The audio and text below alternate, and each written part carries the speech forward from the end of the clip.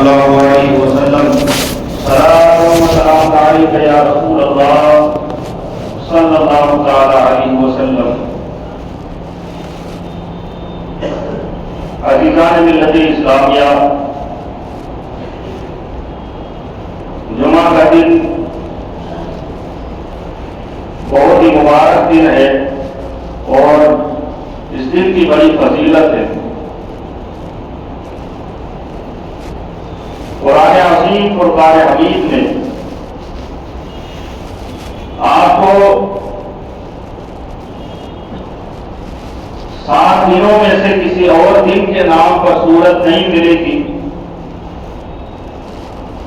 اگر کسی دن کے نام سے کوئی سورت ملے گی تو وہ جمعہ کا دن. اللہ نے تمام دنوں کا جو بادشاہ بنایا ہے وہ دن جمعہ کا دن ہے. اسی لیے پوری ایک سورت الجمعہ قرآن عظیم میں اللہ پاک نے نازل فرمایا.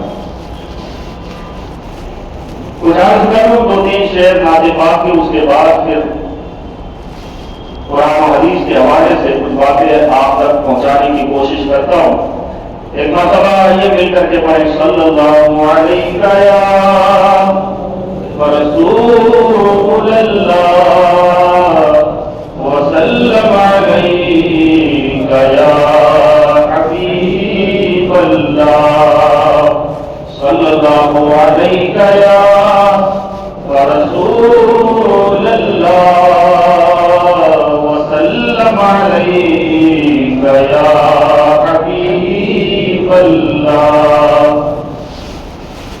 جو ان کے ذکر کی محفل سجائے بیٹھے ہیں وہ اپنے دل کو مدینہ بنائے بیٹھے ہیں.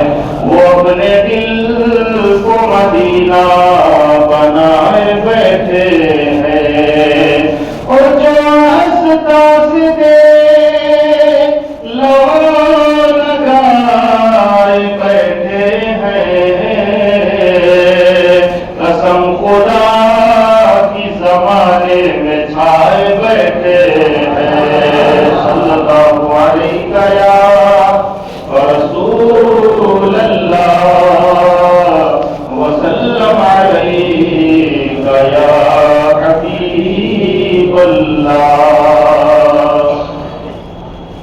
کائنات میں جو کچھ بھی بنتا ہے وہ سب میرے آقا کا صدقہ ہے. اللہ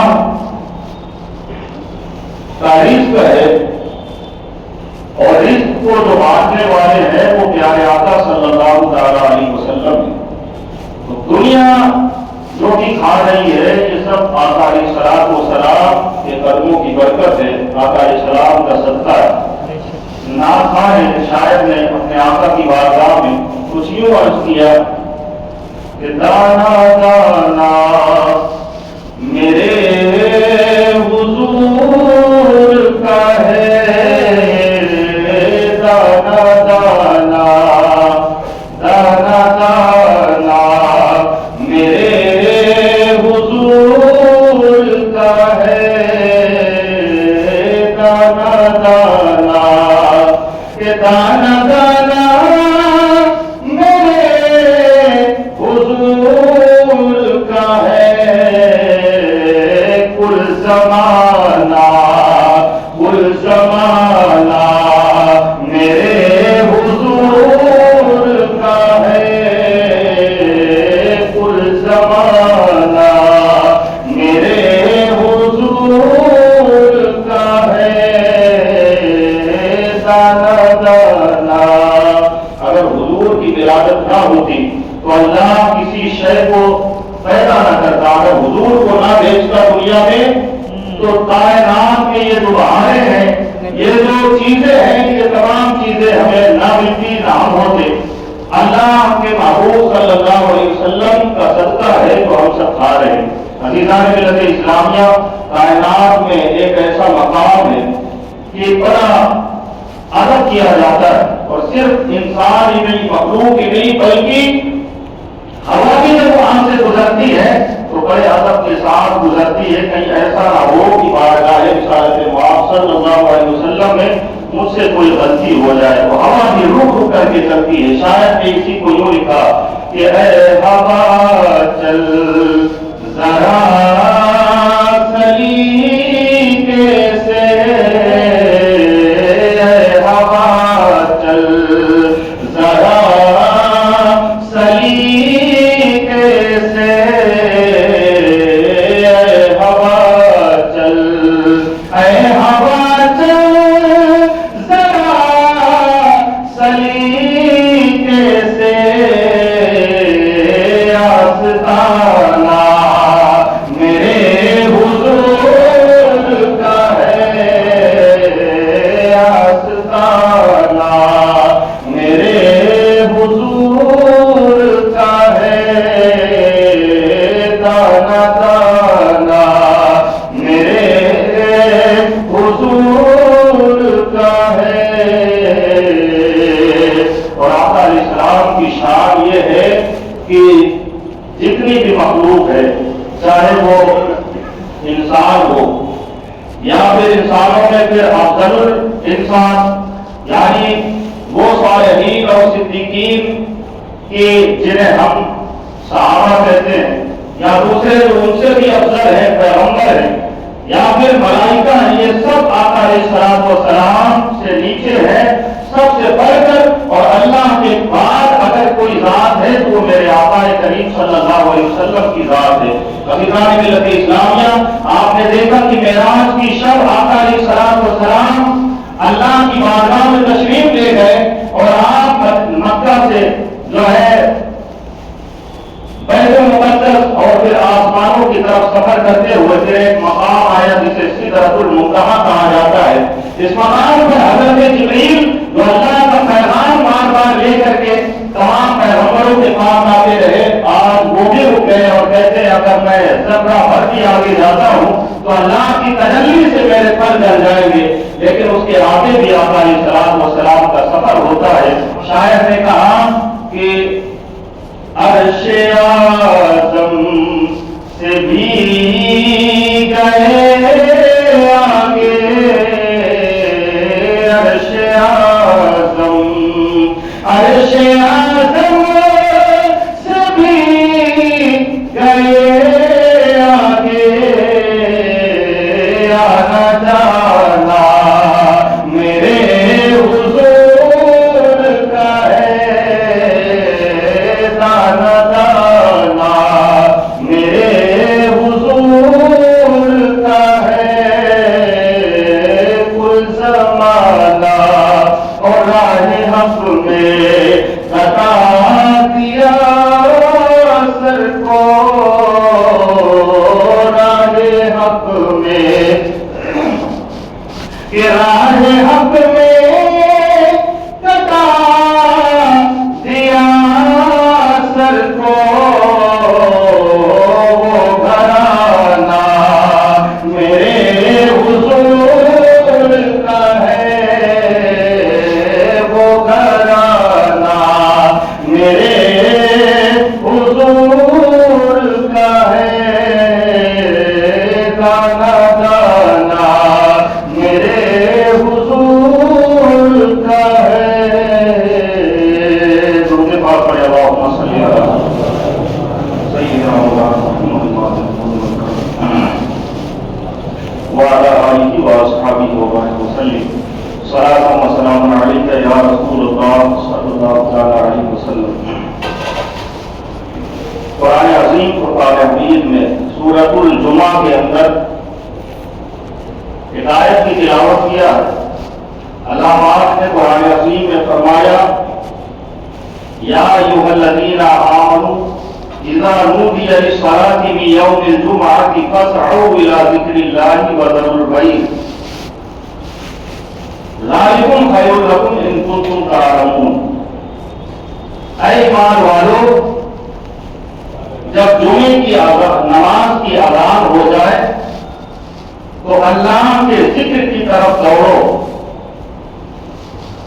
اور خرید و فروخت کو چھوڑ دو، یہ تمہارے حق میں بہت ہی بہتر ہے اگر تم جانتے ہو. آیت میں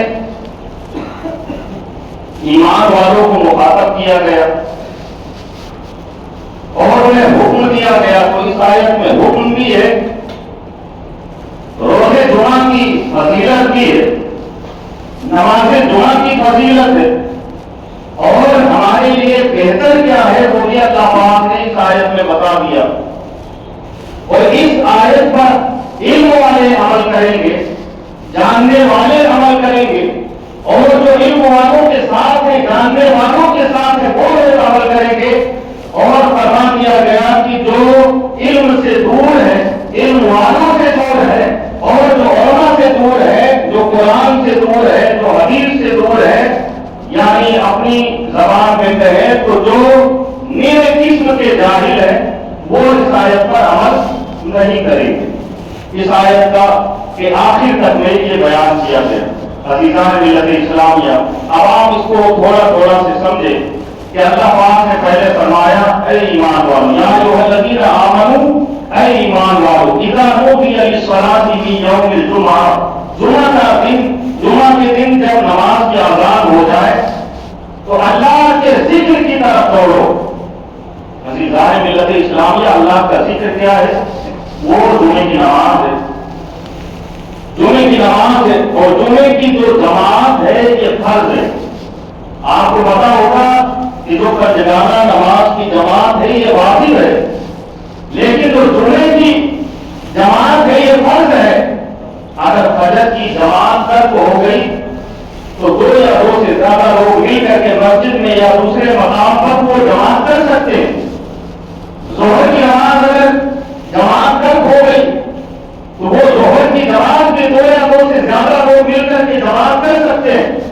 عصر کی جماعت اگر تک ہو گئی تو یہ واجب چھوڑ گیا، وہ دوبارہ سے جماعت ثانی کر کے جماعت کو ادا کر سکتے ہیں۔ وہ گھر میں یا مسجد میں کہیں بھی جماعت کے ساتھ نماز ادا کر سکتے ہیں۔ اسی طریقے سے مغرب اور عشاء کی نماز بھی جماعت کے ساتھ وہ پڑھ سکتے ہیں۔ لیکن یہ جمعے کی جماعت ہے، یہ فرض ہے، یہ اگر تک ہو گئی تو پھر ظہر کی نماز پڑھنی پڑے گی، جمعے کی نماز اب چھوٹ گئی۔ عزیزان ملت اسلامیہ، تو یہ فرض ہے۔ اب اس کے ساتھ میں خاص ہے جمعے کا خطبہ، یہ واجب ہے، اس کا سننا ہر مسلمان کے لیے واجب ہے۔ جو مسجد میں حاضر ہوا تو نماز کے لیے حاضر ہوا ہے، ان کا سننا واجب ہے۔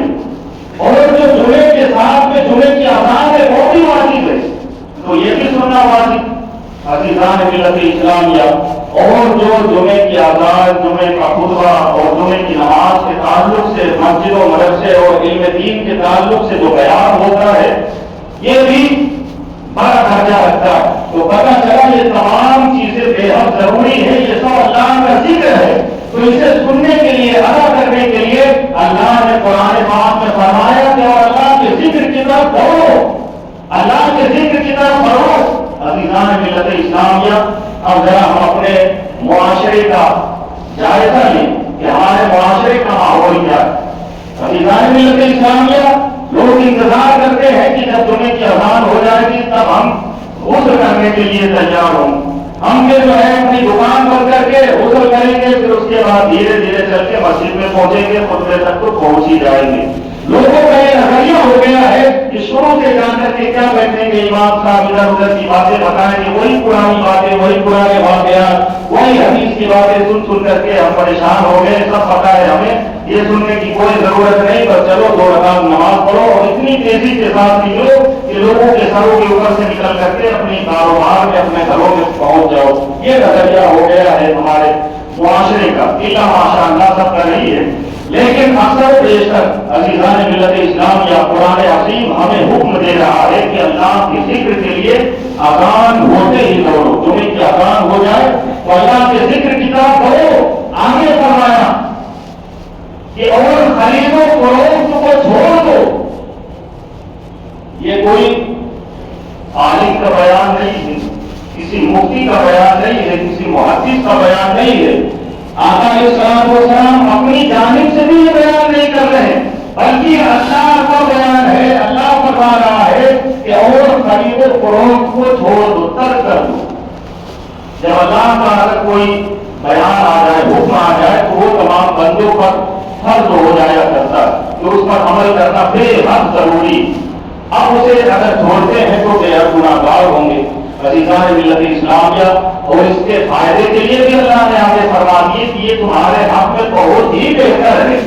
تو اب ہم اگر یہ دماغ لگائیں کہ ہمارے دکان کے سامنے 50 کسٹمر اگر ہم انہیں چھوڑ دیں گے تو ہمیں تو گھاٹا ہو جائے گا، ہمارے دکان کا شٹر بند ہو گیا تو کسٹمر واپس لوٹ جائیں گے اور ہمارے نہ جانے کتنے کسٹمر ہم سے کٹ جائیں گے۔ اگر ہم نے کاروبار کو بند کر دیا، چھوڑ دیا تو ہم تو گھاٹے میں آ جائیں گے۔ لوگوں کا یہ خیال ہے، یہ ہماری سوچ ہے، لیکن اللہ کو ہمیں بتا رہا ہے، اللہ ضامن ہے کہ اگر تم نے اللہ کے ذکر کی طرف تم بڑھے اور مسجد میں داخل ہو گئے اللہ کی عبادت کے لیے، تو پھر یہ تمہارے لیے بہت ہی بہتر ہے۔ پھر اللہ ایسے راستوں سے رزق دے گا، ایسے راستوں سے مال عطا کرے گا کہ جہاں ہمارا گمان بھی نہیں ہے، جہاں ہم سوچ بھی نہیں سکتے ہیں، ایسے راستوں سے اللہ ہمیں مال عطا کرے گا۔ یہ مال ہی ہے کہ آج عبادتوں سے ہمیں دور کر دیا، یہ پیسہ ہی ہے، مال ہی ہے کہ آج بھائی بھائی کو آپس میں لڑا دیا، یہ مال ہی ہے کہ پہلے ہماری بری ہو گئی، یہ مال ہی ہے کہ ہمارا کام ہم سے جو ہے دور ہو گیا، ہماری مائیں دور ہو گئی۔ اس مال نے ہمیں نہ جانے کن کن لوگوں سے دور کر دیا۔ اسی لیے کہا گیا کہ وہ مال اچھا ہے جو اپنے گھر والوں سے قریب کر دے، وہ مال اچھا ہے جو اپنے والدین کی خدمت میں کھلے، وہ مال اچھا ہے جو اپنے رشتے داروں سے قریب کر دے، وہ مال اچھا ہے کہ اللہ کی عبادتوں سے قریب کر دے، مسجد سے قریب کر دے، وہ مال اچھا ہے جو قرآن سے قریب کر دے۔ عزیزان ملت اسلامیہ، اگر آپ کا مال مسجد سے دور کر رہا ہے، اگر آپ کا مال آپ کے خاندان اور گھر پریوار سے آپ کو دور کر رہا ہے، تو دراصل یہ آپ کی کامیابی اس میں نہیں ہے، بلکہ دنیا اور آخرت میں خسارہ ہی خسارہ ہے، آپ کو نقصان پہنچنے والا ہے۔ عزیزان ملت اسلامیہ، تو دھیان رکھیں کہ اللہ کا حکم ہے کہ جب جمعے کی اذان ہو تو فوراً مسجد کی طرف دوڑیں اور اللہ کے ذکر میں مشغول ہو جائیں۔ لیکن ہمارا الٹا معاملہ، ہمیں چاہیے کہ جمعے کی اذان کا انتظار نہ کرے۔ وقت سبھی کو معلوم ہے کہ 1 بجے ہمارے علاقے کی مسجد میں اذان ہوتی ہے، سبھی کو معلوم ہے۔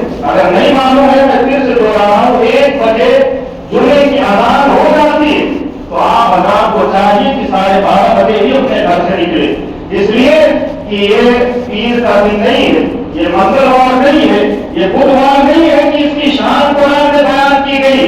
کچھ تو بات ہے اس دن میں کہ اللہ نے پوری سورت نازل فرما دی اور فرمایا کہ جب اللہ پاک کا ذکر جو ہے، اللہ پاک کی عبادت کے لیے آواز دی جائے، یعنی اذان کہی جائے جمعہ کے روز، تو فوراً ذکر کے لیے، اللہ کی عبادت کے لیے دوڑ پڑے اور اپنے گھروں سے نکل پڑے، اپنے کاروبار کو بند کر کے مسجد میں داخل ہو جائے۔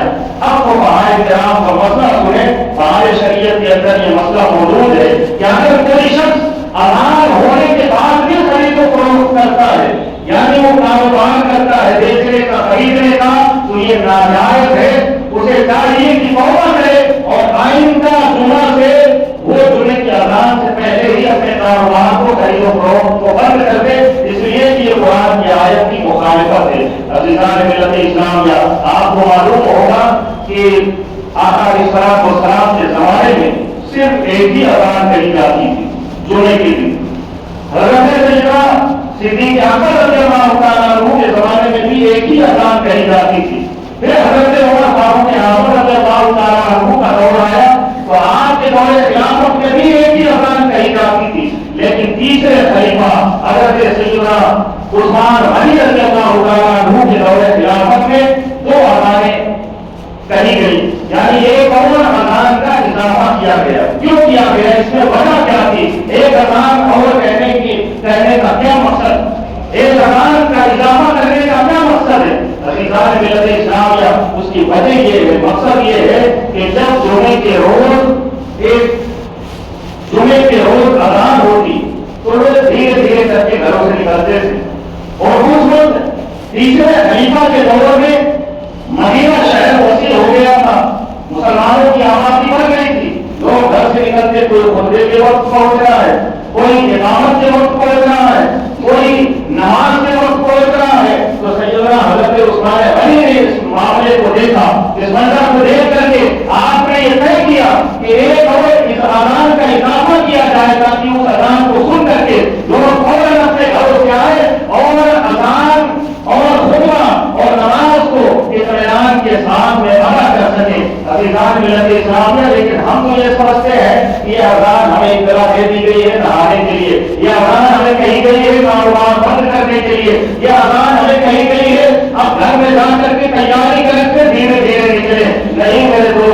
عزیزوں یہ جو اذان کہی گئی ہے یہ اذان ہوتے ہی فوراً اپنے گھر سے نکلے اور مسجد میں داخل ہو جائے اور اللہ کے ذکر میں مشغول ہو جائے. عزیزان ملت اسلامیہ یہاں ایک نقطے کی بات اور سماعت کر لیں کہ حضرت عثمان غنی رضی اللہ تعالیٰ عنہ کے دور میں ہی یہ اذان کا اضافہ ہوا. اس سے پہلے 2 خلیفہ اور ان کے دور میں یہ اذان کا اضافہ نہ ہوا.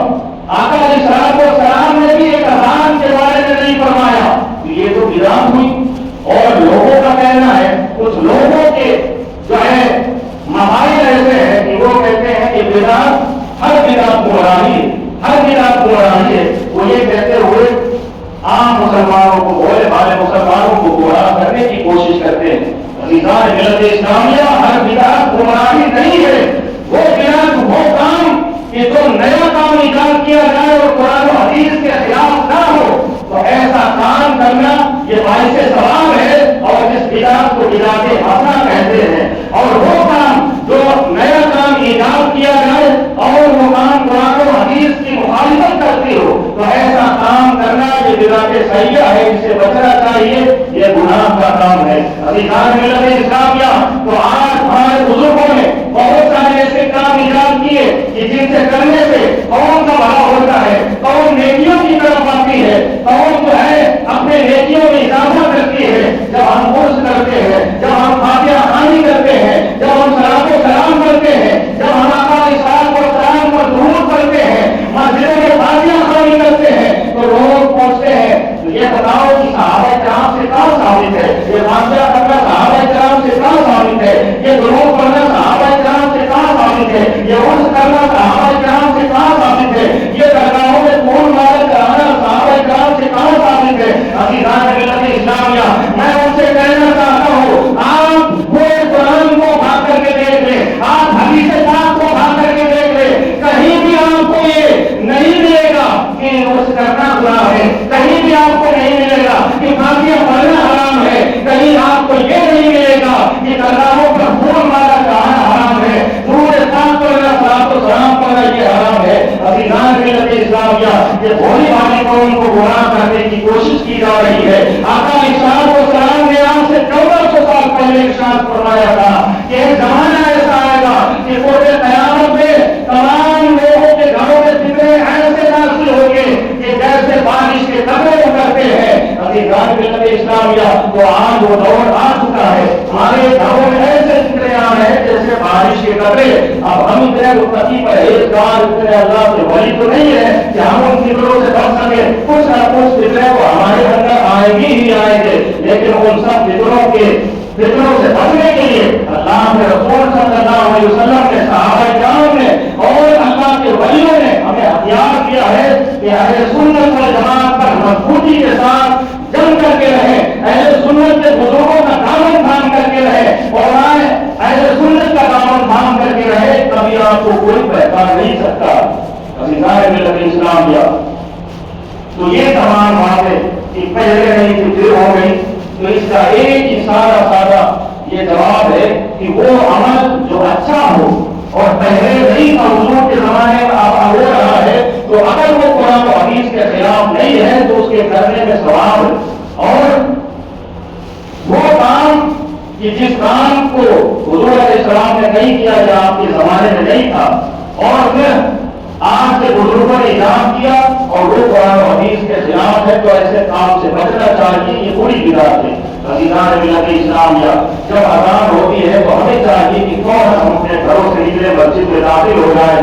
آپ کو معلوم ہوگا کہ جمعے کے دن اللہ کے رحمت کے خاص فرشتے، اللہ کے رحمت لے کر کے وہ مسجدوں میں داخل ہوتے ہیں، مسجدوں میں اترتے ہیں اور مسجد کے گیٹ پر، مسجد کی صفوں میں، مسجد کے محراب ممبر پر آ کر کے وہ کھڑے ہو جاتے ہیں اور وہ دیکھتے ہیں کہ کون بندہ، کون اللہ کا بندہ وہ پہلے آ کر کے مسجد میں داخل ہوا، مسجد میں بیٹھتا ہے. عزیزان ملت اسلامیہ اللہ پاک کی بارگاہ میں جب بندہ آتا ہے تو اس کے نامۂ اعمال میں اضافہ کیا جاتا ہے، نیکیوں میں اضافہ کیا جاتا ہے. آپ کو معلوم ہے کہ جب اللہ کی رحمت نازل ہوتی ہے تو سب سے پہلے ایمان کے اوپر نازل ہوتی ہے، پھر اس کے قریب والی صف میں نازل ہوتی ہے، پھر اس کے قریب والی صف میں نازل ہوتی ہے، پھر اس کے قریب والی صف میں نازل ہوتی ہوتی رہتی ہے۔ عزیزان ملت اسلامیہ، اب اگر کوئی یہ خیال کرے کہ میں پیچھے والی صف میں بیٹھوں گا اور جیسے ہی نماز ادا ہو جائے گی میں فوراً نکل کر کے جلدی سے اپنی دکان کھول لوں گا یا اپنے گھر پہنچ جاؤں گا یا اپنے کاروبار میں لگ جاؤں گا، تو یہ دراصل اس کی بیوقوفی ہے کہ اس نے ساری رحمت کو چھوڑ کر کے وہ پیچھے کم درجے پر آ کر کے بیٹھ گیا، جبکہ فضیلت پہلی صف کی ہے کہ پہلی صف میں جو بیٹھتا ہے وہ زیادہ ثواب کا مستحق ہے۔ اور فرمایا آقا علیہ الصلوۃ والسلام نے فرمایا کہ اگر کسی کو یہ معلوم ہو جائے کہ پہلی صف میں بیٹھنے کا کتنا ثواب ہے تو لوگ آپس میں قرآن نازل کرے اور جس کا نام نکلے وہ آگے آ کر کے بیٹھے۔ ایک موقع پر آقا علیہ السلام نے فرمایا کہ اگر پہلی صف کے بارے میں کسی کو معلوم ہو جائے کہ پہلی صف میں بیٹھنے کا کتنا ثواب ہے تو لوگوں میں کروائے کر جائے کہ مجھے پہلے بیٹھنا ہے، مجھے پہلی صف میں بیٹھنا ہے۔ عزیزان ملت اسلام کا تو پہلی صف میں بیٹھنے کا بڑا ثواب ہے، لیکن لوگ پیچھے کی صفوں میں یا پیچھے کہیں جگہ دیکھ کر کے وہاں بیٹھتے ہیں کہ جلدی سے نماز ادا کریں گے اور فوراً نکل جائیں گے۔ عزیزان ملت اسلامیہ، یہ مسئلہ علماء کرام بیان کرتے ہیں کہ اگر آگے کی صف خالی ہے اور کوئی پیچھے بیٹھتا ہے تو اسے چاہیے کہ ادب کے خلاف میں فوراً اٹھ کر کے آگے بیٹھ جائے۔ یہاں تک کہ ہمارے شریعت کے اندر یہ مسئلہ موجود ہے کہ اگر جماعت کھڑی ہو چکی ہے اور ایک آدمی کی جگہ آگے صف میں ہے، اس سے پیچھے والا یہ دیکھ رہا ہے کہ آگے کی صف میں ایک جگہ خالی ہے، نماز کی حالت میں ہی نیت باندھے ہوئے وہ اپنی جگہ سے چلے اور آ کر کے آگے جو صف خالی ہے وہ جگہ کو پور کر لے۔ ملت اسلامیہ اتنی تعبیر فرمائی گئی ہے آگے کی صف پور کرنے کے لیے۔